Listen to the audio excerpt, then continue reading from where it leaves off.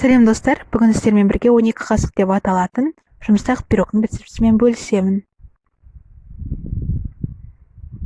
Бірінші ыдысымызға жұмыртқамызды құйып, сосын 12 қасық етіп өлшеп, қантымызды саламыз.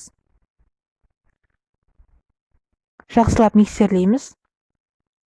Миксерлеп болған соң, сүтімізді қасықтап құйып шығамыз.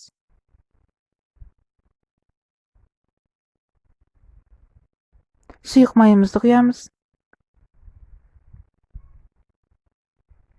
Тағы да араластырып шығамыз. Сосын ұнымыздың үстіне қопсытқышымызды салып, ыдыстың ішінде араластырып, содан соң екіні өткізіп, 2-3 бөлікке бөліп миксерлейміз.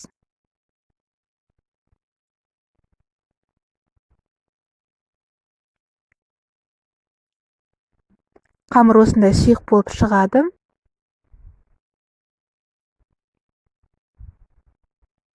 Енді мен пирогты кольцода пісіретін боламын. Кольцоның астын фольгамен орап қойдым.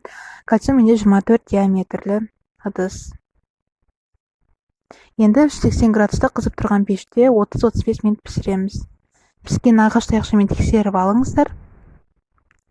Енді осындай бөліктерге бөліп, көбіктеп кесіп шығамыз.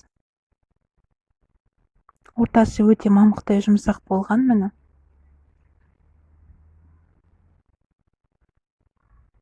Пирог шынында да өте жұмсақ, мамықтай күшті.